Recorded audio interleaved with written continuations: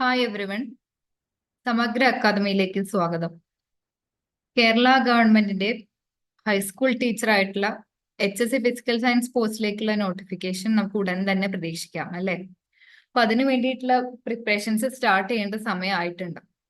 അപ്പൊ നമുക്ക് ആ എക്സാമിനെ കുറിച്ചിട്ടും അതുപോലെ തന്നെ ആ എക്സാമിന്റെ ഒരു എക്സാം നമ്മൾ അപ്രോച്ച് ചെയ്യുന്ന സമയത്ത് എക്സാമിന്റെ തന്നെ പ്രീവിയസ് ഇയേഴ്സ് ക്വസ്റ്റ്യൻ പേപ്പറിലൂടെ ഒന്ന് നോക്കിയിട്ടാണ് നമ്മൾ ആ എക്സാമിന് അനലൈസ് ചെയ്യാറ് അല്ലെ.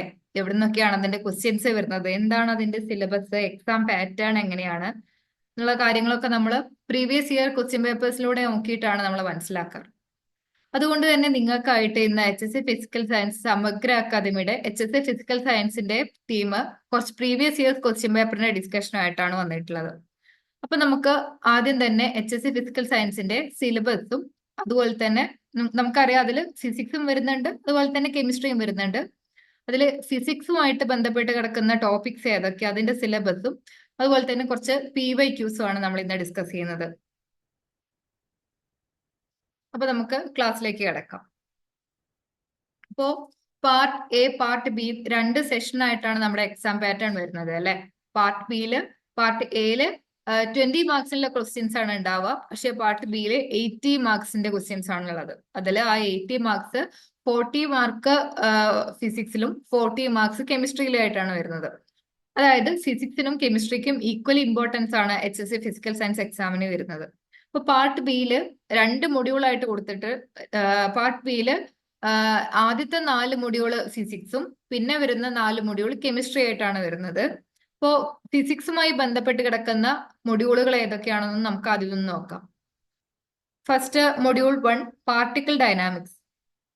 അതില് ന്യൂട്ടൺസ് ലോസ് ഓഫ് മോഷൻ തൊട്ട് conservation of linear momentum, angular momentum, energy, അതായത് +1 ഫിസിക്സിലെ ചാപ്റ്റേഴ്സ്, +1 ഫിസിക്സിലെ മെക്കാനിക്സുമായി ബന്ധപ്പെട്ട ചാപ്റ്റേഴ്സിനെ ബേസ് ചെയ്തിട്ടാണ് ആ ഒരു ടോപ്പിക് വരുന്നത്. ആ ചാപ്റ്റേഴ്സിന്റെ ഒക്കെ പേര് തന്നെ അങ്ങനെ ചേർത്ത് വെച്ചാണ് നമ്മുടെ സിലബസ് വരുന്നത്. അതുപോലെ തന്നെ സിമ്പിൾ ഹാർമോണിക് മോഷൻ മുതൽക്ക് ഡോപ്ലർ എഫക്റ്റ് വരെ, അതില് wave motion, progressive wave, super position of waves, ഈ ടോപ്പിക്സ് ഒക്കെ വരുന്നത് എവിടെയാണ്? +1 ഫിസിക്സിൽ തന്നെ ലാസ്റ്റ് സെഷൻ ആയിട്ട് വരുന്നുണ്ട് അല്ലെ. ഓസിലേഷൻ ആൻഡ് വേവ്സ് എന്നുള്ള 2 ചാപ്റ്റേഴ്സ് എന്നാണ് ആ ഒരു ടോപ്പിക് ഒക്കെ വരുന്നത്. അതായത് പറഞ്ഞു വരുന്നത് എന്താന്ന് വെച്ചാൽ അതുപോലെ തന്നെ elasticity, Young's modulus, rigidity modulus, bulk modulus, surface tension, viscosity, ഇത് കംപ്ലീറ്റ് ചെയ്തിൽ വരും. Mechanic properties of solids and liquids, fluids എന്നൊക്കെ പറയുന്നത് നമ്മൾ പഠിക്കുന്നുണ്ട്. അതായത് ഈ ഒരു മൊഡ്യൂൾ 1 എന്ന് പറയുന്നത് കംപ്ലീറ്റ് +1 ചാപ്റ്റർ, അതായത് +1 ഫിസിക്സിലെ ചാപ്റ്റേഴ്സിന്റെ പേരുകൾ തന്നെയാണ് ആ ഒരു സിലബസിലായിട്ട് വരുന്നത്.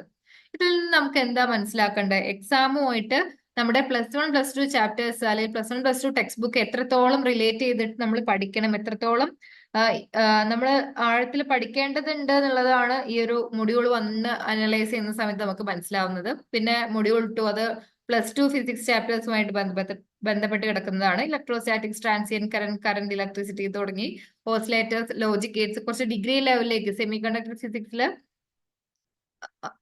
ആംപ്ലിഫയേഴ്സ്, ഓസിലേറ്റേഴ്സ്, ലോജിക് ഗേറ്റ്സ് തുടങ്ങി ഡിഗ്രി ലെവലിലുള്ള കുറച്ച് കാര്യങ്ങളും കൂടി നമ്മൾ ആ ഒരു മൊഡ്യൂളിൽ നോക്കേണ്ടതുണ്ട്. ദെൻ മൊഡ്യൂൾ 3 അത് ഒപ്റ്റിക്സ് ആയിട്ട് ബന്ധപ്പെട്ട് കിടക്കുന്ന മൊഡ്യൂളാണ്. റിഫ്ലക്ഷൻ, റിഫ്രാക്ഷൻ തുടങ്ങിയ സ്റ്റാറ്റിസ്റ്റിക്കൽ ഡിസ്ട്രിബ്യൂഷൻ, അതെന്ന് പറയുമ്പോൾ ഏകദേശം നമ്മളൊരു ഡിഗ്രി ലെവലിലേക്ക് പോകും. Ensemble, phase space, Maxwell Boltzmann statistics, statistical physics നമ്മളൊരു ഡിഗ്രി ലെവലാണ് പഠിക്കേണ്ടത്. ഓക്കെ, നമുക്കത് നോക്കാം. പിന്നെ വരുന്നത് Bohr atom model, vector atom model തുടങ്ങി wave nature of matter, uncertainty principle, postulates of wave mechanics, Schrodinger equation വരെ, ക്രിസ്റ്റൽ സ്ട്രക്ചർ, അതിലൊക്കെ നമ്മുടെ +1 +2 കണ്ടന്റ് തന്നെയാണ് മെയിൻ ആയിട്ട് വരുന്നത്. ബ്രാഗ്സ് ലോയിലൊക്കെ ഡിഗ്രി ലെവലിലേക്കും ഉണ്ട്. ആ ഡിഗ്രി ലെവലിൽ വരെ കടന്ന് പഠിച്ചിട്ട് വേണം നമ്മൾ ആ ഒരു ഡീപ്പായിട്ട് കുറച്ച് പഠിച്ചിട്ട് വേണം നമ്മൾ എക്സാമിന് പ്രിപ്പയർ ചെയ്യാനായിട്ട്. അപ്പൊ ഓക്കെ, നമുക്ക് ഫിസിക്സുമായി ബന്ധപ്പെട്ട കുറച്ച് പ്രീവിയസ് ഇയർ ക്വസ്റ്റ്യൻ പേപ്പറിൽ 2016 ലാസ്റ്റ് ആയിട്ട് നമുക്ക് HSC ഫിസിക്കൽ സയൻസ് നടന്നിട്ടുള്ളത് 2016 ആ ഒരു ഇയറിൽ നടന്നൊരു ക്വസ്റ്റ്യൻ പേപ്പർ നമുക്ക് ജസ്റ്റ് കുറച്ച് ക്വസ്റ്റ്യൻസ് ഒന്ന് അനലൈസ് ചെയ്യാം. ഓക്കെ, അപ്പൊ ഫസ്റ്റ് ക്വസ്റ്റ്യൻ, ഒന്നാമത്തെ ചോദ്യം എന്ന് പറയുന്നത് ഒരു ലോറിയും ഒരു സൈക്കിളിനും ഒരേ ഗതികോർജമാണുള്ളത്, ഏതിനാണ് കൂടുതലാക്കം? ഞാൻ ഒന്നും കൂടെ റിപ്പീറ്റ് ചെയ്യാം. ഒരു ലോറിക്കും ഒരു സൈക്കിളിനും ഒരേ ഗതികോർജമാണുള്ളത്, ഏതിനാണ് കൂടുതൽ ആക്കം വരുന്നത്? അപ്പൊ നമ്മുടെ ക്വസ്റ്റ്യനിൽ തന്നെ ഒരു ഹിന്റ് തന്നിട്ടുണ്ട്. ലോറിക്കും സൈക്കിളിനും ഒരേ ഗതികോർജമാണുള്ളത് എന്നുള്ളൊരു ഹിന്റ് തന്നിട്ടുണ്ട്. എന്നിട്ട് ചോദിക്കുകയാണ് ഏതിനാണ് കൂടുതൽ ആക്കം വരുന്നത് എന്നുള്ളത്. ഓപ്ഷൻസ് തന്നിട്ടുണ്ട്. സൈക്കിൾ രണ്ടിനും ഒരുപോലെ. ഓപ്ഷൻ സി ലോറിയും തന്നിട്ടുണ്ട്. ഡി പ്രവചിക്കാനാവില്ല എന്ന് തന്നിട്ടുണ്ട്. ഓക്കെ, നമുക്ക് ഈ ഒരു ക്വസ്റ്റ്യൻ കാണണമെന്നുണ്ടെങ്കിൽ ഇതിൽ ആദ്യമായിട്ട് നമുക്ക് എന്താ വേണ്ടത്? ഗതികോർജത്തിന്റെ ഇക്വേഷൻ കണ്ടുപിടിക്കണം. ഓക്കെ, അല്ലെങ്കിൽ ഗതികോർജത്തിന്റെ ഇക്വേഷൻ കാണാമെന്നുണ്ടെങ്കിൽ നമുക്ക് ഇതിന്റെ ആൻസറും കണ്ടുപിടിക്കാം. അപ്പൊ നമുക്കൊന്ന് ചെയ്തു നോക്കാം അല്ലെ.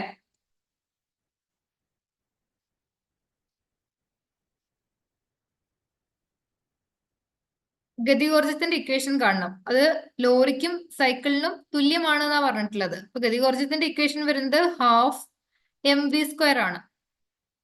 ഇത് സൈക്കിളിനും ലോറിക്കും തുല്യമാണെങ്കിൽ ലോറിയുടേത് ml/vl എന്നുള്ളതും സൈക്കിളിൻ്റെത് ഹാഫ് mc/vc² എന്നുള്ളത് ഇട്ട് കൊടുക്കാം.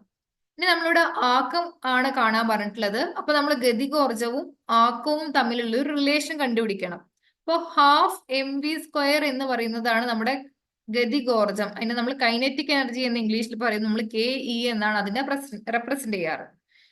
ആക്കം P എന്ന ലെറ്റർ വെച്ച് കാണിക്കുന്നു. അത് മാസിന്റെയും പ്രവേഗത്തിന്റെയും ഗുണനഫലത്തിന് ഈക്വൽ ആണ്, അല്ലെങ്കിൽ മാസിന്റെയും വെലോസിറ്റിയുടെ പ്രൊഡക്റ്റിന് ഈക്വൽ ആണ് P. ഇവിടെയും ഒരു mv കിടക്കുന്നുണ്ട്, ഇവിടെ ഒരു mv കിടക്കുന്നുണ്ട്. അപ്പൊ p² എന്ന് പറയുന്നത് m²v² ആയിരിക്കും. ഓക്കെ, അപ്പൊ കൈനറ്റിക് എനർജി അല്ലെ ഗതികോർജത്തെ നമുക്കൊന്ന് മാറ്റി എഴുതാമെന്നുണ്ടെങ്കിൽ ഹാഫ് mv². ഇനി നമ്മള് ജസ്റ്റ് ഒരു m കൊണ്ട് ന്യൂമറേറ്ററിലും ഡിനോമിനേറ്ററിലും മൾട്ടിപ്ലൈ ചെയ്യാണ്. അപ്പൊ നമ്മൾ എന്ത് ചെയ്യും? ആ മൾട്ടിപ്ലൈ ചെയ്യും ഡിവൈഡ് ചെയ്യും ചെയ്യുമ്പോൾ അതിന്റെ എഫക്ട് ഇല്ലാതെയാവുന്നുണ്ട്. അപ്പൊ നമുക്ക് ഇതിനെ ഒന്ന് റീറൈറ്റ് ചെയ്യാം. ഹാഫ് m²v²/m എന്ന് മാറ്റി എഴുതാം ഗതികോർജത്തെ. അതിന് നമുക്ക് ഹാഫ് m²v² എന്താ? p² ആണ് അല്ലെ. അപ്പൊ p² എന്ന് എഴുതുന്ന സമയത്ത് p²/m എന്ന് കിട്ടും. അതിന് നമുക്ക് എന്ത് എഴുതാം? കൈനറ്റിക് എനർജി എന്ന് പറയുന്നത് p²/2m ആണ്. അല്ലെങ്കിൽ p എന്ന് പറയുന്നത് √2km. ഇപ്പൊ ആക്കം നമ്മുടെ മൊമെന്റം p എന്ന് പറയുന്നത് കൈനറ്റിക് എനർജിയുമായിട്ട് എങ്ങനെ റിലേറ്റ് ചെയ്ത് കിടക്കുന്നു? √2km. അതായത് ഈ ഡിനോമിനേറ്ററിൽ കിടക്കുന്നത് ഇങ്ങോട്ട് കൊണ്ടുവന്നു, എന്നിട്ട് ഇതിന്റെ സ്ക്വയർ റൂട്ട് എടുത്തു. അപ്പോ ആക്കം എന്ന് പറയുന്നത് എന്താണ്? ഈ ഒരു ഇക്വേഷനിൽ നിന്ന് നമുക്ക് എന്ത് കിട്ടി? എന്തിനെ ഡിപ്പെൻഡ് ചെയ്യുന്നത്? മാസിനെ ഡിപ്പെൻഡ് ചെയ്യുന്നുണ്ട് എന്ന് കിട്ടി അല്ലെ. മാസിനെ ഡിപ്പെൻഡ് ചെയ്യുന്നുണ്ട് എന്ന് കിട്ടി. ഇപ്പൊ ഇവിടെ പറഞ്ഞിട്ടുള്ള രണ്ട് ഒബ്ജക്ട്സ് ഏതൊക്കെയാണ്? ലോറിയും സൈക്കിളും. അങ്ങനെ ആണെങ്കിൽ മാസ് കൂടിയതിന് ആക്കം കൂടുതലായിരിക്കും. ലോറിക്കാണോ സൈക്കിളിനാണോ മാസ് കൂടുതൽ? തീർച്ചയായിട്ടും ലോറിക്കാണ് മാസ് കൂടുതൽ. അതുകൊണ്ട് തന്നെ പി ഏതിനായിരിക്കും കൂടുതൽ? ലോറിക്കായിരിക്കും. ഓക്കെ, ഓപ്ഷൻ സി ആണ് വരുന്നത്. നമുക്ക് നോക്കാം എന്താ ആൻസർ നോക്കാം.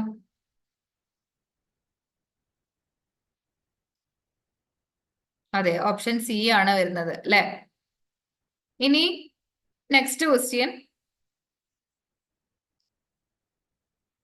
ചന്ദ്രനിലെ പാലായന പ്രവേഗം എത്രയാണ് എന്നുള്ളതാണ്. ചന്ദ്രനിലെ പാലായന പ്രവേഗം എത്രയാണ്? എന്താ ഈ പാലായന പ്രവേഗം? നമുക്ക് ആദ്യം അറിയണം അല്ലെ, ഈ ഒരു ക്വസ്റ്റ്യന്റെ ആൻസറിലേക്ക് എത്താൻ വേണ്ടിയിട്ട്. പാലായന പ്രവേഗം അല്ലെങ്കിൽ എസ്കേപ്പ് വെലോസിറ്റി. എന്താണ് ഈ പാലായന പ്രവേഗം അല്ലെങ്കിൽ എസ്കേപ്പ് വെലോസിറ്റി എന്ന് പറഞ്ഞാൽ? അതായത് നമുക്ക് നമ്മുടെ എർത്തിൽ നിന്ന് അല്ലെങ്കിൽ നമ്മുടെ ഭൂമിയിൽ നിന്ന് എസ്കേപ്പ് ആവാൻ അല്ലെങ്കിൽ പാലായനം നടത്താൻ വേണ്ടിയിട്ടുള്ള ആവശ്യമായിട്ടുള്ള മിനിമം വെലോസിറ്റി അല്ലെങ്കിൽ മിനിമം പ്രവേഗത്തെയാണ് നമ്മൾ പാലായന പ്രവേഗം എന്ന് പറയുന്നത്. എങ്ങനെയാണ്? ചന്ദ്രനിൽ നിന്ന്, അതായത് ഇപ്പൊ ചന്ദ്രന്റെ കേസ് പറയുകയാണെന്നുണ്ടെങ്കിൽ ചന്ദ്രന്റെ ആ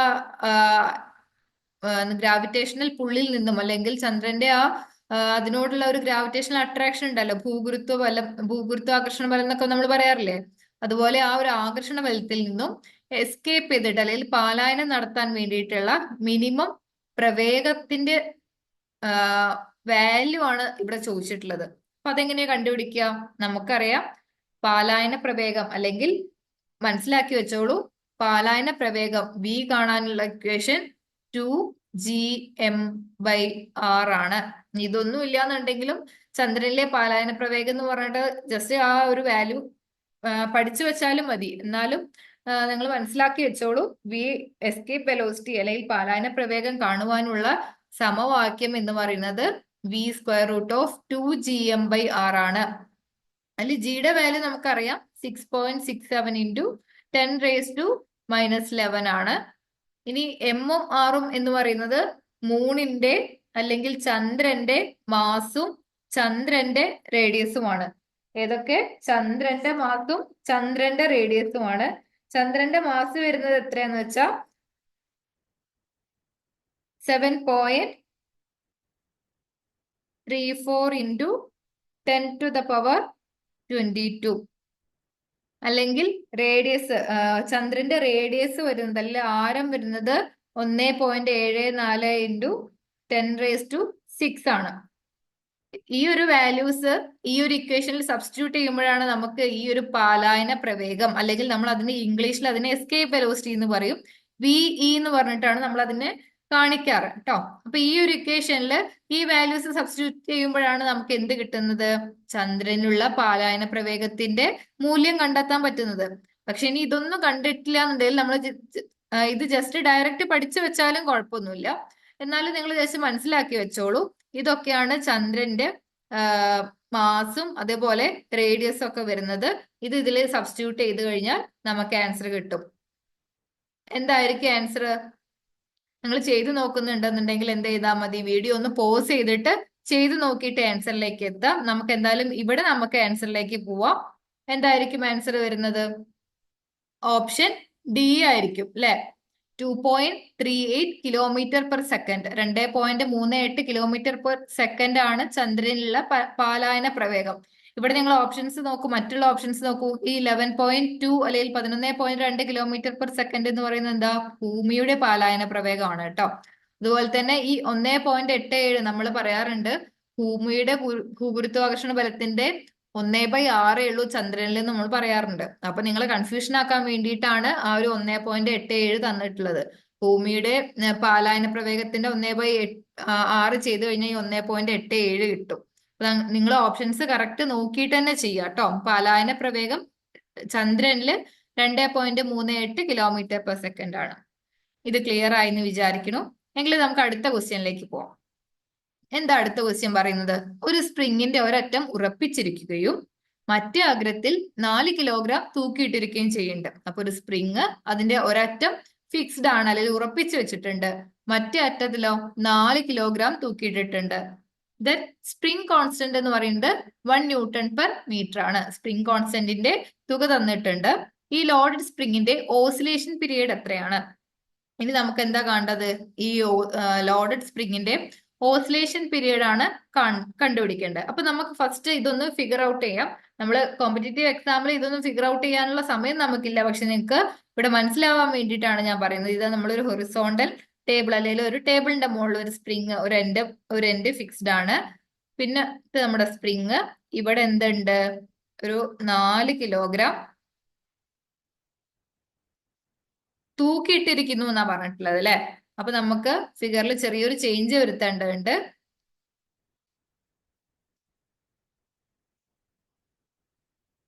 ഇങ്ങനെയായിരിക്കും ഫിഗർ വരിക അല്ലെ. 4 കിലോഗ്രാം ആണ് തൂക്കിയിട്ടുള്ളത്. പിന്നെ ഇതിന്റെ സ്പ്രിംഗ് കോൺസ്റ്റന്റിനെ നമ്മൾ കാണിക്കുന്ന ലെറ്റർ കെ ആണ്. അത് 1 Nm/m ആണ്. എങ്കിൽ ഓസിലേഷൻ പീരീഡ് ആണ് കാണാൻ പറഞ്ഞിട്ടുള്ളത്. എന്താണ് ഓസിലേഷൻ പീരീഡ്? അപ്പൊ നമുക്ക് അതിന്റെ മുന്നേ എന്താണ് ഈ ഓസിലേഷൻ പീരീഡ് എന്നുള്ളതൊന്ന് നോക്കാം.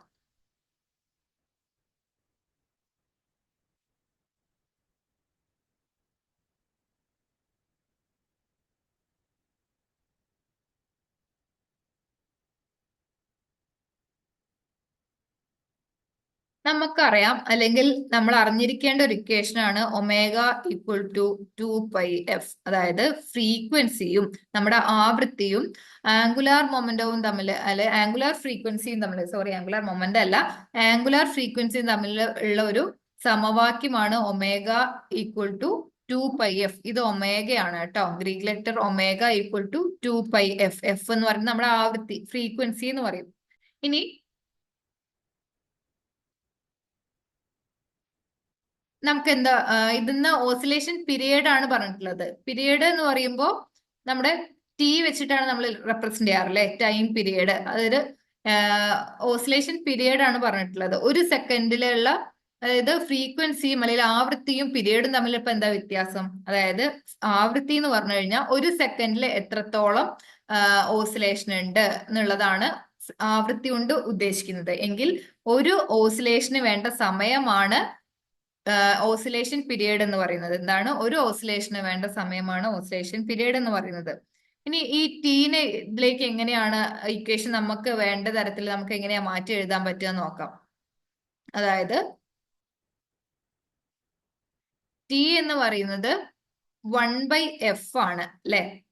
എങ്കിൽ ഒമേഗ എന്ന് പറയുന്നത് 2π/, ഈ എഫിനെ മാറ്റിയിട്ട് 1/t എന്ന് കൊടുക്കാം. അതായത് 2π/t എന്ന് വരും.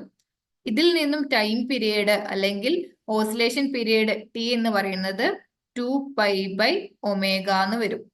ഇനി ഈ ഒമേഗ എന്ന് പറയുന്നത് മാസുമായിട്ട് എങ്ങനെയാണ് റിലേറ്റ് ചെയ്തിട്ടുള്ളത്? Omega square equal to k/m എന്നാണ്. ഇതൊക്കെ എവിടെയാ വരുന്നത്? നമ്മുടെ +1 ഫിസിക്സിലെ ചാപ്റ്റർ ആണ് കേട്ടോ. ഓസിലേഷൻസ് ആൻഡ് വേവ്സ് എന്ന് പറയുന്ന ആ 2 ചാപ്റ്റർ ഇല്ലേ, അതിന്ന് വരുന്നതാണ് കേട്ടോ. ഇതില് ഈ ആംഗുലാർ ഫ്രീക്വൻസി നമ്മുടെ മാസുമായിട്ടും സ്പ്രിംഗ് കോൺസ്റ്റന്റുമായിട്ടും കണക്ട് ചെയ്തിട്ടുള്ള സമവാക്യമാണ് omega square equal to k/m എന്ന് പറയുന്നത്. ഇതിൽ നിന്ന് ഒമേഗ എന്ന് പറയുന്നത് സ്ക്വയർ റൂട്ട് ഓഫ് k/m ആണെന്ന് നമുക്കറിയാം. ഇതൊന്നും ഈ ഒരു ക്വസ്റ്റ്യനിൽ നമുക്ക് ജസ്റ്റ് ഈ ടൈം പീരിയഡിന്റെ ഡയറക്റ്റ് ഇക്വേഷൻ കൊടുക്കാവുന്നതേ ഉള്ളൂ. പക്ഷെ എങ്ങനെയാണ് ആ ഇക്വേഷൻ വന്നത് എന്നും കൂടി ഞാൻ പറയുന്നേ ഉള്ളൂ കേട്ടോ. ഇതൊക്കെ ഒരു 30 സെക്കൻഡ്സിന്റെ ഉള്ളിൽ നമുക്ക് സുഖമായിട്ട് ചെയ്യാൻ പറ്റുന്ന ഒരു ക്വസ്റ്റ്യൻ ആണ്. പക്ഷെ ആ ഇക്വേഷനിലേക്ക് എങ്ങനെ എത്തി എന്നുള്ളതും കൂടെ ഞാനൊന്ന് പറയുന്നേ ഉള്ളൂ. ക്വസ്റ്റ്യൻ അത്ര അധികം ചെയ്യാനില്ല. ദെൻ ടി ഈക്വൽ ടു 2π/ഒമേഗയാണ്. അപ്പോ നമ്മൾ എന്ത് ചെയ്യണം? ഇതിനെ തല തിരിച്ചെഴുതണം അല്ലെ. ഈ /ഒമേഗ ആയതുകൊണ്ട് ഇവിടെ divided by square root of k/m എന്ന് വരും അല്ലെ. Divided by square root of k/m എന്ന് വരും. പക്ഷെ നമ്മൾ അതിനെ തല തിരിച്ചെഴുതിയിട്ട് എങ്ങനെ എഴുതും? സ്ക്വയർ റൂട്ട് ഓഫ് m/k എന്ന് എഴുതും അല്ലെ. ഇതാണ് ഒരു സ്പ്രിങ്ങിന്റെ ഓസിലേഷൻ പീരീഡ് കാണാനുള്ള equation. 2π square root of m/k. ഈ ഇക്വേഷൻ നമ്മൾ ജസ്റ്റ് ബൈ ഹാർട്ട് ചെയ്താൽ മതി. എങ്കിൽ നമുക്ക് ഈ ക്വസ്റ്റ്യനിലെ ആൻസറിലേക്ക് സെക്കൻഡുകൾക്കുള്ളിൽ നമുക്ക് ആൻസർ കണ്ടെത്താൻ പറ്റും. ഇനി നോക്കിക്കേ, ഈ T equal to 2π square root of m/k എന്നുള്ള ഒരു ഇക്വേഷൻ നമുക്ക് അറിയാമെന്ന് വിചാരിക്കാം. എങ്കിൽ നമുക്ക് ഈ ഒരു ക്വസ്റ്റ്യന്റെ ആൻസറിലേക്ക് വേഗം എത്താൻ പറ്റും. ഇവിടെ m തന്നിട്ടുണ്ട് അല്ലെ, മാസ് തന്നിട്ടുണ്ട്. എത്രയാണ്? 4 കിലോഗ്രാം. കെ സ്പ്രിംഗ് കോൺസ്റ്റന്റ് തന്നിട്ടുണ്ട്. എത്രയാണ്? 1 Nm/m.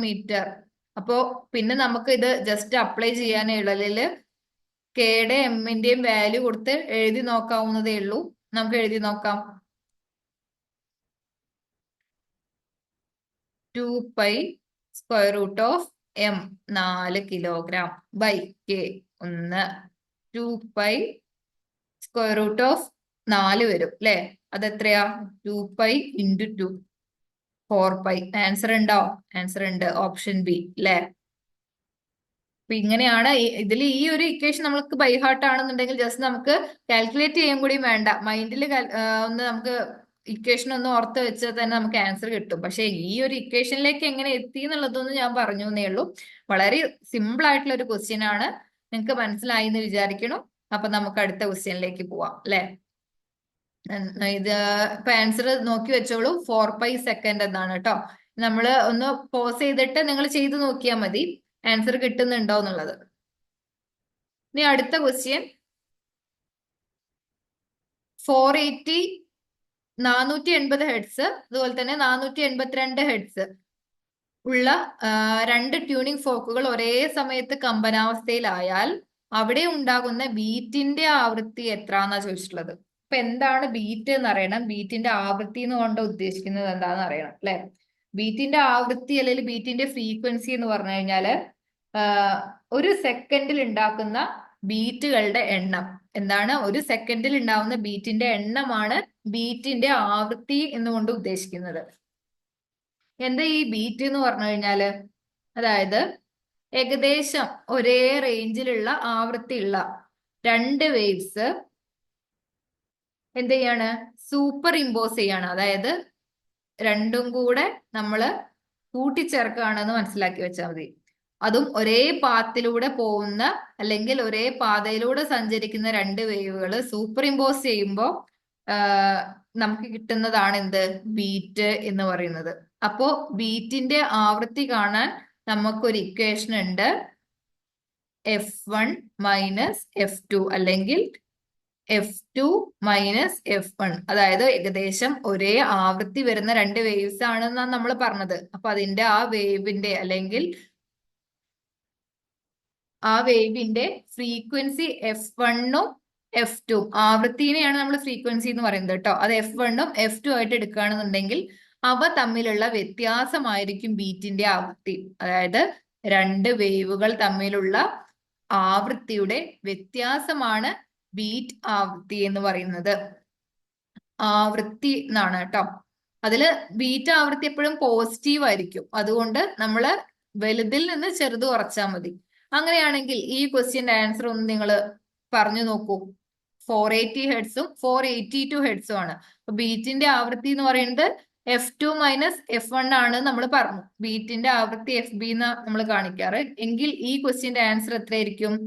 482 480 അല്ലെ? അതിന്റെ വ്യത്യാസമായിരിക്കുമല്ലോ നമ്മുടെ ബീറ്റ് ഫ്രീക്വൻസി എന്ന് പറയുന്നത്. എത്രയായിരിക്കും? 2 ഹെഡ്സ്. നമുക്ക് നോക്കാം ഇത് തന്നെയാണോ ആൻസർ എന്നുള്ളത്.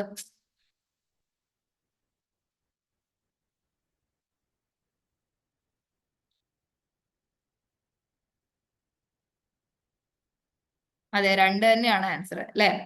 അപ്പൊ നമുക്കിനി അടുത്ത ക്വസ്റ്റ്യനിലേക്ക് പോവാം. ഷിയർ മോഡുലസിന്റെ സമവാക്യം എന്താണ്? ഇതൊക്കെ 2016 HSC physical science question paper എടുത്ത് നോക്കി നിങ്ങൾക്ക് കാണാൻ പറ്റുന്ന ക്വസ്റ്റ്യൻസ് ആണ് കേട്ടോ. കുറെ ക്വസ്റ്റ്യൻസ് ഡയറക്റ്റ് ഉണ്ട്, ചില ക്വസ്റ്റ്യൻസ് മാത്രമേ ഉള്ളൂ ഒരു കൺഫ്യൂസിങ് ആയിട്ട് വരുന്നത്. എന്നാലും അതിൽ ഏറ്റവും സിമ്പിൾ ആയിട്ടുള്ള ക്വസ്റ്റ്യൻസ് ആണ് നമ്മൾ ഇത്തവണ എടുത്തിട്ടുള്ളത്. നമുക്ക് ബാക്കി ഇത് എനിക്ക് തോന്നുന്നു ക്വസ്റ്റ്യൻ കോഡ് A എന്നുള്ള ക്വസ്റ്റ്യൻ പേപ്പറിലുള്ള ആ ഓർഡറിലാണ് നമ്മൾ ക്വസ്റ്റ്യൻസ് ചെയ്യുന്നത് കേട്ടോ. അപ്പൊ ഇനി അടുത്ത ക്വസ്റ്റ്യൻ ആണ്, ഷിയർ മോഡുലസിന്റെ സമവാക്യം എന്താണ് എന്നുള്ളത്. G equal to f theta by a, G equal to f l by a theta, G equal to f by a theta, G equal to f theta by a l. ഇതൊക്കെയാണ് നമ്മുടെ options വരുന്നത്. അപ്പൊ എന്തായിരിക്കും അതിന്റെ answer നമുക്ക് നോക്കാം. അതിന്റെ മുന്നേ ഷിയർ മോഡുലസ് എന്താന്നുള്ളത് മനസ്സിലാക്കാനുണ്ട് അല്ലെ? ഷിയർ മോഡുലസ് എന്ന് പറഞ്ഞു കഴിഞ്ഞാല് ഷിയർ മോഡുലസ് കണ്ടുപിടിക്കാനുള്ള ഒരു ഇക്വേഷൻ ഉണ്ട്,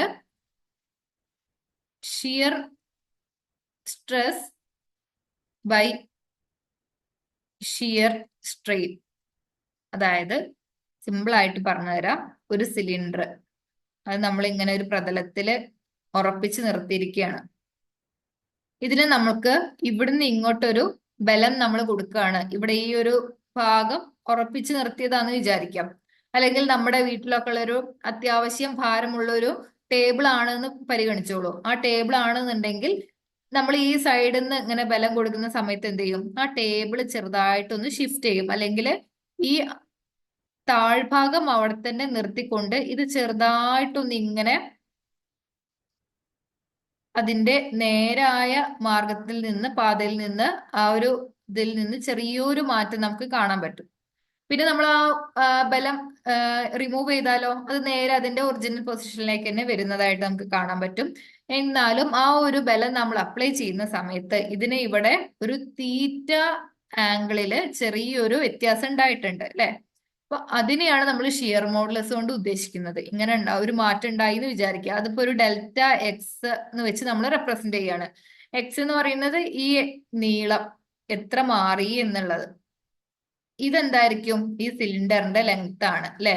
അപ്പൊ നമ്മൾ ലെങ്ത് എന്നുള്ളത് അതുപോലെ കൊടുത്തു. ചെറിയ ഒരു മാറ്റം ആയതുകൊണ്ട് നമ്മൾ ഇതിനെ ഡെൽറ്റ എക്സ് കൊണ്ട് കാണിച്ചു. എങ്കിൽ ഇതിൽ ടാൻ തീറ്റ എന്ന് പറയുന്നത് എന്തായിരിക്കും?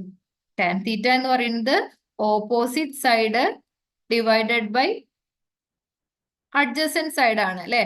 നമ്മൾ മാത്സിൽ പഠിക്കുന്നുണ്ട്. എതിർ ദിശ ഡിവൈഡഡ് ബൈ അടുത്തുള്ള സൈഡ് അല്ലെ, എതിർ സൈഡ് ഡിവൈഡഡ് ബൈ അടുത്തുള്ള സൈഡാണ് ടാൻ തീറ്റ നമ്മൾ മാത്സിൽ പഠിക്കുന്നുണ്ട്.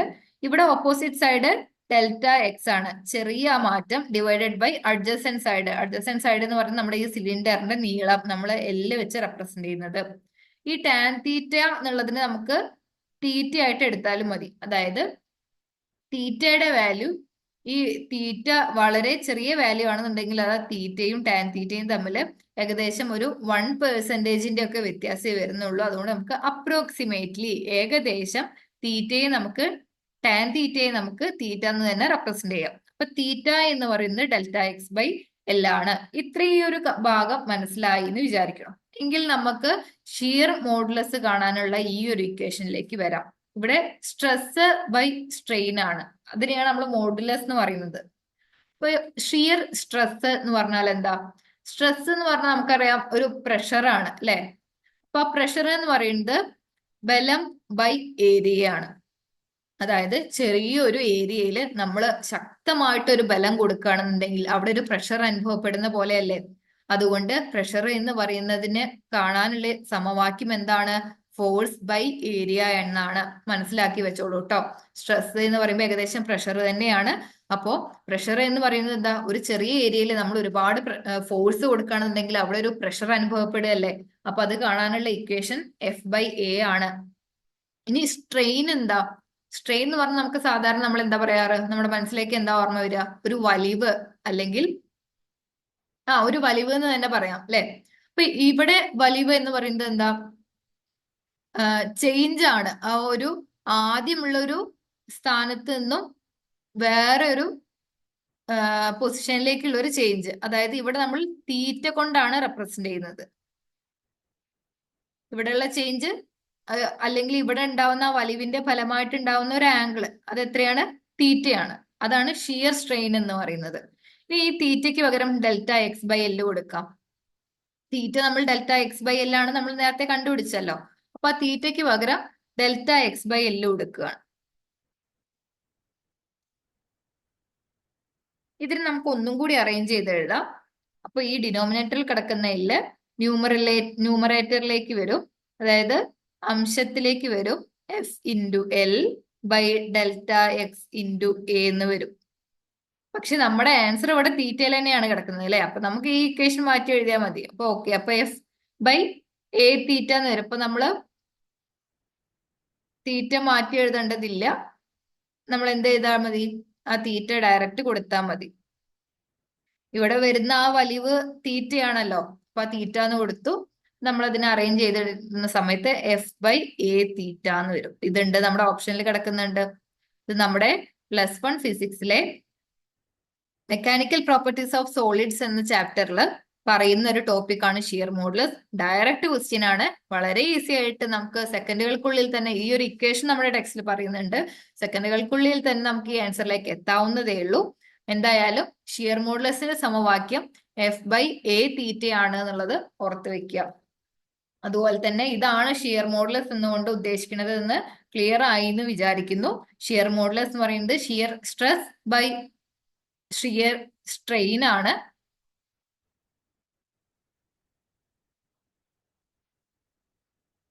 PSC notification, physical science notification വരുമോ ഈ ഇയർ ചോദിക്കുന്നുണ്ട്. വരും തന്നെയാണ് നമ്മുടെ പ്രതീക്ഷ. വരട്ടെ എന്നാണ് നമ്മൾ പ്രാർത്ഥിക്കുന്നത്. ഇക്കൊല്ലം തന്നെ വരാനാണ് ചാൻസ്. കാരണം കഴിഞ്ഞ പ്രാവശ്യം 2016 ലാസ്റ്റ് വിളിച്ചത്. അപ്പൊ ഇതിന്റെ കൂടെ തന്നെ സോഷ്യൽ സയൻസ്, നാച്ചുറൽ സയൻസ് എല്ലാം വിളിക്കുന്നുണ്ട്. അതുകൊണ്ട് ഈ ഇയർ തന്നെ എന്തായാലും HSC ഫിസിക്കൽ സയൻസിന്റെ നോട്ടിഫിക്കേഷൻ വരും കേട്ടോ. നമ്മൾ എന്തായാലും നമ്മുടെ പ്രിപ്പറേഷൻസ് സ്റ്റാർട്ട് ചെയ്യുക. നോട്ടിഫിക്കേഷൻ വന്നു കഴിഞ്ഞാൽ പിന്നെ നമ്മുടെ എക്സാമിന് അധികം ദിവസങ്ങൾ ഉണ്ടാവില്ല. അപ്പൊ എന്തായാലും നിങ്ങൾ എത്രത്തോളം നേരത്തെ അത്രത്തോളം നിങ്ങൾ പ്രിപ്പറേഷൻ സ്റ്റാർട്ട് ചെയ്യുക. ഓക്കെ, അപ്പൊ നമ്മുടെ ഇതാണ് ഷിയർ മോഡുലസിന്റെ ഒരു ഇക്വേഷൻ വരുന്നത്. അപ്പൊ ഷിയർ സ്ട്രെസ് എന്താ, ഷിയർ സ്ട്രെയിൻ എന്താന്ന് മനസ്സിലായിട്ടുണ്ടാവും. ഈ സ്ട്രെസ്സിനെ പ്രഷർ ആയിട്ടും സ്ട്രെയിനിനെ വലിവായിട്ടും നമ്മൾ അതിന് കണക്ട് ചെയ്ത് വെച്ചാൽ മതി. അപ്പൊ നമുക്ക് ആ ഇക്വേഷനിലേക്ക് പെട്ടെന്ന് എത്താൻ പറ്റും. ഇത് ഡയറക്റ്റ് ക്വസ്റ്റ്യൻ ആണ് കേട്ടോ. ഇത് ഞാൻ കുറച്ച് തിയറിയും കൂടെ എക്സ്പ്ലെയിൻ ചെയ്യുന്നതുകൊണ്ടാണ് നിങ്ങൾക്ക് ഇത്രയും വലിയ ക്വസ്റ്റ്യൻ ആയിരുന്നു ഇതെന്ന് തോന്നുന്നത്.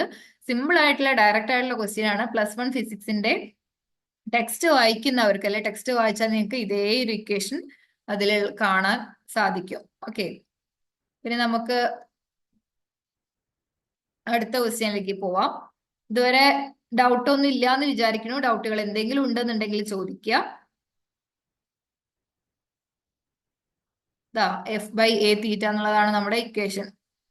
ഇനി 127°C 27°C ഇടയിൽ പ്രവർത്തിക്കുന്ന ഒരു കാർനോട്ട് എഞ്ചിന്റെ എഫിഷ്യൻസി എത്ര ശതമാനമാണ്? ഒരു കാർനോട്ട് എഞ്ചിന്റെ എഫിഷ്യൻസി കാണാനുള്ള ഇക്വേഷൻ ഉണ്ട്. അതിന്റെ മുന്നേ നമുക്ക് എന്താ കാർനോട്ട് എഞ്ചിൻ എന്ന് ജസ്റ്റ് ഒന്ന് പറയാം. കാർനോട്ട് എഞ്ചിൻ എന്ന് പറഞ്ഞു കഴിഞ്ഞാൽ എന്താണ്?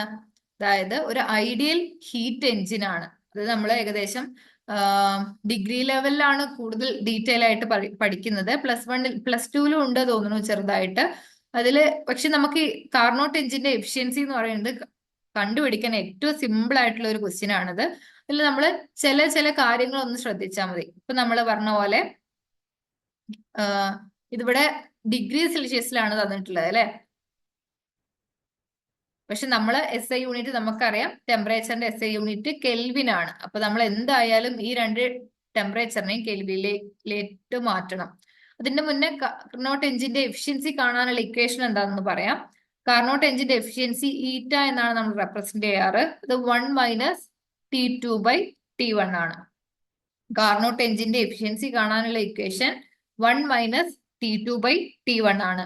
അല്ലെങ്കിൽ വേറൊരു ഇക്വേഷനും കൂടി ഉണ്ട്, 1 - Q2/Q1 എന്ന് പറയുന്ന ഒരു ഇക്വേഷനും കൂടി ഉണ്ട്. പക്ഷെ നമുക്ക് ഇവിടെ ടെമ്പറേച്ചർ തന്നിട്ടുള്ളതാണ്, നമുക്ക് ഇതിനെ കുറിച്ച് ബോധപ്പെടാണ്ട. ഈ T2 എന്താ T1 എന്താ നമുക്ക് അറിഞ്ഞിരിക്കണം. അതിന്റെ മുന്നേ കാർനോട്ട് എഞ്ചിൻ എന്താന്ന് പറഞ്ഞു? ഒരു ഹീറ്റ് എഞ്ചിൻ ആണെന്ന് പറഞ്ഞു അല്ലെ. മോസ്റ്റ് എഫിഷ്യന്റ് ആയിട്ടുള്ള അല്ലെങ്കിൽ എഫിഷ്യൻസി വളരെ കൂടുതലുള്ള ഒരു ഹീറ്റ് എഞ്ചിൻ ആണ്, ഒരു ഐഡിയൽ എഞ്ചിൻ ആണ് നമുക്ക് വേണമെങ്കിൽ പറയാം. ഇതില് T2 എന്ന് പറയുന്നത്, അപ്പോൾ ഈ ഹീറ്റ് കാർനോട്ട് എഞ്ചിന് ഒരു സോഴ്സ് ഉണ്ട്, പിന്നെ അതിനൊരു സിങ്ക് ഉണ്ട്. ഈ സോഴ്സിൽ നിന്ന് വരുന്ന ടെമ്പറേച്ചർ അല്ലെങ്കിൽ ആ ഹീറ്റ് ഉപയോഗിച്ചിട്ടാണ് ഇവിടെ വർക്ക് ചെയ്യുന്നത്. അതിനുശേഷമുള്ള ഹീറ്റിനെയാണ് നമ്മളിവിടെ സിങ്കിലേക്ക് കൊടുക്കുന്നത്. ഇത് സോഴ്സ്, അവിടുന്ന് ഹീറ്റ് വന്നിട്ട് ഇവിടെ നമ്മൾ വർക്ക് ചെയ്യും. ശേഷമുള്ള ഹീറ്റിനെയാണ് നമ്മൾ T2യിലേക്ക് കൊടുക്കുന്നത്. ഇത് സിങ്ക്. നിങ്ങൾ ഇപ്പൊ ജസ്റ്റ് ഇത്ര മനസ്സിലാക്കി വെച്ചാൽ മതി. T2 എന്ന് പറയുന്നത് സിങ്കിന്റെ ടെമ്പറേച്ചറും T1 എന്ന് പറയുന്നത് സോഴ്സിന്റെ ടെമ്പറേച്ചറുമാണ്. ഇപ്പോ 1 - T2ഉം T1ഉം 127°C 27°C ആണ് എടുക്കേണ്ടത്. പക്ഷേ ഇവിടെ എന്ത് തന്നിട്ടില്ല? ഇത് ഡിഗ്രി സെൽഷ്യസിലാണ് തന്നിട്ടുള്ളത്, കെൽവിനിൽ തന്നിട്ടില്ല. അപ്പൊ നമ്മൾ എന്ത് ചെയ്യണം? T1 എന്ന് പറയുന്ന 127°C എന്താക്കി മാറ്റണം? ഫസ്റ്റ് കെൽവിനിലേക്ക് മാറ്റണം. അതിന് എന്താ ചെയ്യേണ്ടത്? ഇത് ഡിഗ്രി സെൽഷ്യസ് ആണ്. ഇപ്പൊ കെൽവിനിലേക്ക് മാറ്റാൻ 127 + 273 ആഡ് ചെയ്യണം. അപ്പോ ഡിഗ്രി സെൽഷ്യസിനെ കെൽവിനിലോട്ട് മാറ്റാൻ നമ്മൾ എന്ത് ചെയ്യണം? 273 ആഡ് ചെയ്യണം. നിങ്ങൾ ഓർത്ത് വെച്ചോളൂ. ഇനി കെൽവിനിൽ നിന്ന് ഡിഗ്രി സെൽഷ്യസിലേക്ക് മാറ്റാനാണെന്നുണ്ടെങ്കിലോ 273 മൈനസ് ചെയ്താൽ മതി. ഇവിടെ എന്താ ചെയ്യേണ്ടത്? 273 ആഡ് ചെയ്യണം. അപ്പൊ ഇത് ഏകദേശം എത്ര വരും? 400 വരും അല്ലെ. അപ്പോ T1 എന്ന് പറയുന്നത് 400 കെൽവിൻ ആണെന്ന് കിട്ടി. ദെൻ T2 എന്ന് പറയുന്നത് 27°C ആണ് അല്ലെ. 27°C കെൽവിനിലേക്ക് മാറ്റാൻ വീണ്ടും നമ്മൾ 273 ആഡ് ചെയ്യുന്നു. അപ്പൊ നമുക്ക് എത്ര കിട്ടും? 300 കിട്ടും. അപ്പോ 300 കെൽവിനും 400 കെൽവിനും ആണ്. അപ്പൊ T2 300ഉം T1 400ഉം ആണ്. എങ്കിൽ നമുക്ക് നമ്മുടെ ഇക്വേഷനിൽ സബ്സ്റ്റിറ്റ്യൂട്ട് ചെയ്യാം. എന്താ ഇക്വേഷൻ വരുന്നത്? ഈറ്റ = 1 - T2/T1 = 1 - 300/400 1 - 3/4 എന്ന് കിട്ടും. 1 മുക്കാല് കുറച്ചാൽ എത്രയാണ്? 4 അല്ലെ. അതായത് 1 - 3/4 1/4 ആണ്. ഈ 1/4 എന്ന് പറയുന്നത് എത്രയാ? 0.25 ആണ്. നമ്മളോട് എത്ര ശതമാനമാണ് എന്നാ ചോദിച്ചിട്ടുള്ളത്. അപ്പൊ നമ്മൾ എന്ത് ചെയ്യണം? ഇതിനെ ശതമാനമാക്കാൻ വേണ്ടിയിട്ട് 100 കൊണ്ട് ഗുണിക്കുക. അപ്പോ 25% എന്ന് കിട്ടും. ഈ ഒരു ഇക്വേഷൻ നമുക്ക് അറിയുന്നുണ്ടെങ്കിൽ ഈ ഒരു 1, 2 സ്റ്റെപ്പേ ഉള്ളൂ നമ്മുടെ ആൻസറിലേക്ക്. ഈ 0.25 എന്ന് കാണുമ്പോൾ തന്നെ നമുക്ക് മനസ്സിലാവും 25% ആണ് ആൻസർ. നമുക്ക് ആൻസർ എന്താ നോക്കാം. 25 തന്നെയാണോ നോക്കാം. ഈ കാർനോട്ടേജിന്റെ എഫിഷ്യൻസി കാണാനുള്ള ഇക്വേഷൻ 1 - T2/T1 ആണ്. അത് വെച്ചിട്ട് നമുക്ക് ആൻസർ ചെയ്യുന്ന സമയത്ത് 25% ആൻസർ കിട്ടുന്നുണ്ട് അല്ലെ. അപ്പൊ നിങ്ങൾ തിയറി മനസ്സിലായി കഴിഞ്ഞാൽ ഒന്ന് പോസ് ചെയ്യുക, എന്നിട്ട് ഒന്നുകൂടെ ഒന്ന് ചെയ്ത് നോക്കുക, നിങ്ങൾ ആൻസറിലേക്ക് എത്തുന്നുണ്ടോ എന്ന് നോക്കുക. ഓക്കെ, അങ്ങനെ ഡൗട്ട് ക്ലിയർ ചെയ്തിട്ട് ക്വസ്റ്റ്യൻസ് ചെയ്യാം. ഓക്കെ, പിന്നെ നമുക്ക് നെക്സ്റ്റ് ഒരു ക്വസ്റ്റ്യനും കൂടെ ഉണ്ട്. ആ ഒരു ക്വസ്റ്റ്യനും കൂടെ ഒന്ന് നോക്കാം. എന്താ ക്വസ്റ്റ്യൻ പറയുന്നത്? ഒരു ചെമ്പ് കമ്പിയുടെ പ്രതിരോധം 10 ആണെങ്കിൽ 10 ഓം. പ്രതിരോധം എന്ന് പറയുമ്പോൾ അതിന്റെ യൂണിറ്റ് എന്താണ്? ഓം ട്ടോ. റെസിസ്റ്റൻസ് എന്നാ പ്രതിരോധത്തിന് പറയാം. അതിന്റെ യൂണിറ്റ് ഓം ആണ്. ഓം ആണെങ്കിൽ അതിന്റെ നീളം 2 ഇരട്ടി ആക്കുമ്പോൾ പുതിയ പ്രതിരോധം എത്ര എന്നാണ് കണ്ടുപിടിക്കേണ്ടത്. അപ്പോ ഫസ്റ്റ് റെസിസ്റ്റൻസ് അല്ലെ പ്രതിരോധം തന്നിട്ടുണ്ട്, 10 ഓം ആണ്. അതിന്റെ നീളം 2 ഇരട്ടിയാക്കുമ്പോൾ പുതിയ പ്രതിരോധം നമ്മൾ ആർ പ്രൈം കിട്ടും. അത് എത്രയാണെന്നാ കണ്ടുപിടിക്കേണ്ടത്. അതിനു വേണ്ടിയിട്ട് നമ്മൾ എന്ത് ചെയ്യണം? ഈ പ്രതിരോധവും നീളവും തമ്മിൽ എന്തെങ്കിലും ഒരു ബന്ധം കാണും. അതുകൊണ്ടായിരിക്കും നീളം 2 ഇരട്ടിയാക്കുമ്പോൾ പ്രതിരോധത്തിന് എന്താ മാറ്റം എന്ന് ചോദിക്കാൻ കാരണം. ഉണ്ട്, ബന്ധമുണ്ട്. ആ ബന്ധം കാണിക്കുന്ന ഇക്വേഷൻ ആണ് R=ρL/A. റെസിസ്റ്റൻസ് അല്ലെങ്കിൽ പ്രതിരോധം എന്ന് പറയുന്നത്, ഇത് റോ എന്ന് പറയുന്നത് റെസിസ്റ്റിവിറ്റി. എന്താണ്? റെസിസ്റ്റിവിറ്റി. എൽ എന്ന് പറയുന്നത് എന്താ? നീളം. എ എന്ന് പറയുന്നത് ഏരിയ. അതിന്റെ ഛേദതല വിസ്തീർണം എന്ന് പറയാറില്ലേ, അതാണ് എ എന്ന് പറയുന്നത് കേട്ടോ.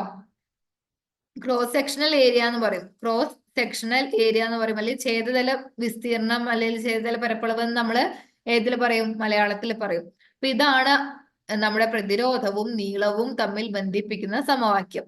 ഇതില് ലെങ്ത് അല്ലെങ്കിൽ നീളം എങ്ങനെ മാറ്റി എന്നാ പറഞ്ഞ? 2 ഇരട്ടി ആക്കുമ്പോൾ, 2 ഇരട്ടിയാണ്. അതായത് ലെങ്ത്, പുതിയ നീളം എത്രയാണ്? ഇരട്ടി ആയിരുന്നു എന്നുണ്ടെങ്കിൽ മറ്റേതിന്റെ × 2 ഇട്ടാൽ മതിയായിരുന്നു. ഇതോ 2 ഇരട്ടിയാണ്. അപ്പൊ നമ്മള് ഒരു 2ഉം കൂടെ വേണം. അതായത് നേരത്തേതിനേക്കാൾ 4 തവണ കൂടുതലാണ് പുതിയ നീളം എന്ന് പറയുന്നത്. അപ്പോ ഈ റെസിസ്റ്റിവിറ്റിക്കോ ഏരിയക്കോ അല്ലെങ്കിൽ ക്രോസ് സെക്ഷണൽ ഏരിയക്കോ ഛേദതല വിസ്തീർണത്തിനോ മാറ്റമില്ല. നമ്മുടെ നീളത്തിന് മാത്രമേ മാറ്റമുള്ളൂ. അപ്പൊ പുതിയ പ്രതിരോധം എന്തിനെ ബാധിക്കുന്നുള്ളൂ? നീളത്തിലുള്ള മാറ്റത്തിനെ ബാധിക്കുന്നുള്ളൂ. അപ്പോ ആർ പ്രൈം, പുതിയ പ്രതിരോധം എന്ന് പറയുന്നത് റോ അതുപോലെ തന്നെ എഴുതി. പുതിയ നീളം 4L ആണ് ബൈ എ. അതിന് നമുക്ക് 4 എന്നുള്ളതിന് പുറത്തെടുത്തിട്ട് ρL/A എന്ന് എഴുതാം. ഈ ρL/A എന്ന് പറയുന്നത് എന്താണ്? നമ്മുടെ R ആണ് അല്ലെ. അപ്പോ 4 ഇരട്ടിയായിട്ടാണ് മാറുക. 10 ഓം ആണെന്നുണ്ടെങ്കിൽ അപ്പൊ ആർ പ്രൈം 4 ഇരട്ടിയായിട്ട് മാറുമ്പോൾ 4 × 10 എത്ര വരും? 40 എന്ന് വരും. 40 ഓം. ക്ലിയർ ആയോ? ഒന്നും കൂടെ പറയാം. ആറിനെയും പ്രതിരോധത്തിനെയും നീളത്തിനെയും തമ്മിൽ ബന്ധിപ്പിക്കുന്ന സമവാക്യമാണ് R=ρL/A. ഇവിടെ നീളം 4 നേരത്തേതിനേക്കാൾ 4 ഇരട്ടിയായി എങ്കിൽ പുതിയ പ്രതിരോധം ρ/A മാറ്റമില്ല.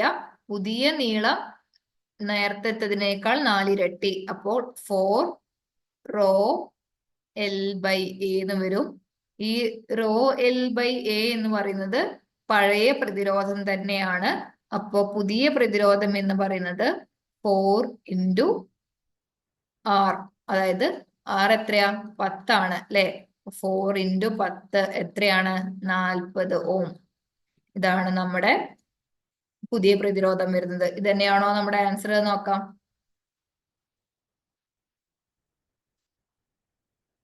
തന്നെയാണ് നമ്മുടെ ആൻസർ വരുന്നത്. അപ്പോ ഇന്ന് നമ്മൾ ഇവിടെ ഡിസ്കസ് ചെയ്ത ക്വസ്റ്റ്യൻസ് എല്ലാം നിങ്ങൾക്ക് ക്ലിയർ ആയി എന്ന് വിചാരിക്കുന്നു. ഇതിന് ബാക്കിയായിട്ട് അല്ലെങ്കിൽ ബാക്കി ക്ലാസ്സുകളിലായിട്ട് നമുക്ക് ഇനിയും വരുന്ന ക്വസ്റ്റ്യൻസും കാര്യങ്ങളൊക്കെ ഡിസ്കസ് ചെയ്യാം. അതിന്റെ മുന്നേ നിങ്ങൾ HSC ഫിസിക്കൽ സയൻസ് എക്സാമിന് തയ്യാറെടുക്കുന്നുണ്ട്, അല്ലെങ്കിൽ ഹൈസ്കൂൾ ടീച്ചർ ആവാൻ നിങ്ങൾ ആഗ്രഹിക്കുന്നുണ്ടെന്നുണ്ടെങ്കിൽ ഉടൻ തന്നെ എന്ത് ചെയ്യുക? HSC ഫിസിക്കൽ സയൻസിന്റെ കോച്ചിങ് സ്റ്റാർട്ട് ചെയ്യുക. എക്സാമിന് വേണ്ടിയുള്ള പ്രിപ്പറേഷൻസ് സ്റ്റാർട്ട് ചെയ്യുക. എല്ലാവർക്കും ഓൾ ദ ബെസ്റ്റ്. ഇന്നത്തെ ക്ലാസ് നമ്മളിവിടെ നിർത്തുകയാണ്.